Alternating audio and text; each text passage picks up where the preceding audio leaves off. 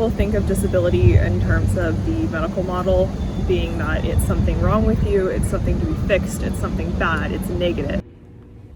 Placing handicap signs all over campus isn't going to solve the ongoing problem of Cal Poly not having an accessible campus towards disabled students. Cal Poly is known for its hill and slope terrain, which can be difficult for disabled students to travel. Third-year English major Sydney Lair faces chronic Lyme disease, causing them to be a wheelchair user. I spent $3,000 on a wheelchair. And no insurance help. This was not covered. I am very, very fortunate that my family was able to do this without, breaking our bank accounts. At the beginning of this quarter, it took me so long to figure out how to get to one of my classes in the Engineering West building because one of the elevators wasn't working. So I had to go find the other elevator, which meant I had to go basically up around very, very far because all the paths that cut, the shortcuts that cut through are inaccessible. I would get somewhere even on a ramp and then it's then it ends in stairs. And I'm like, what? How? What am I supposed to do here? I just have to turn around and go back and try a different way. That's the problem. Although Cal Poly has few buildings with push buttons, Lair mentioned how they can't rely on them as they constantly don't work. Every other building I want to enter on campus is a concern. And I've learned to open doors a bit, but it's still a struggle. And I can only open it when they open a certain direction. If they open this way, I can't open it. It's only if they open this way that I'm able to kind of figure it out. And so it's really frustrating, especially when there is a button, to get into Vista Grande. There is a button and it doesn't work.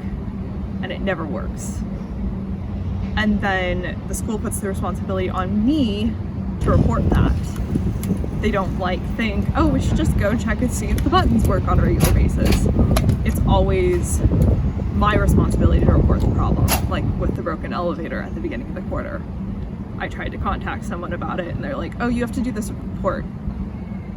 Okay, thanks. Why can't you do that? You're my access specialist.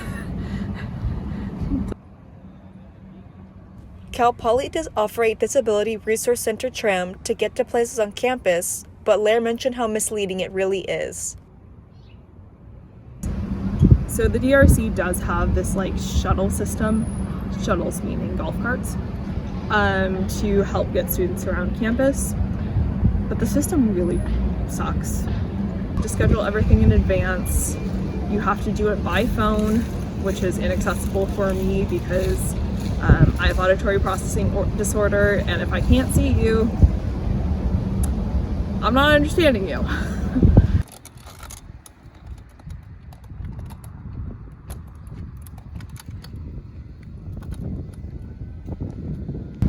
Some of the spots where you're supposed to wait are literally dumpsters.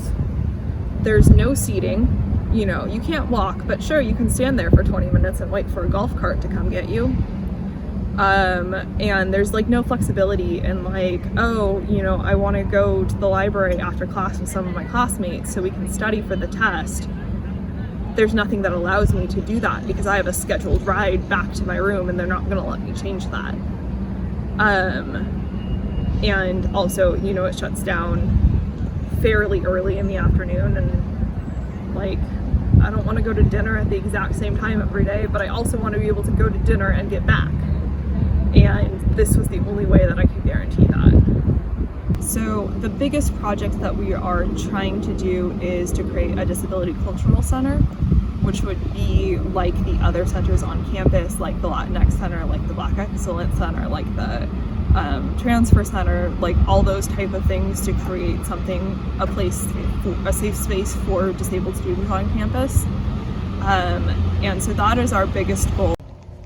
As of next year, Lair was offered on-campus housing at the PCV apartments due to their disability accommodations.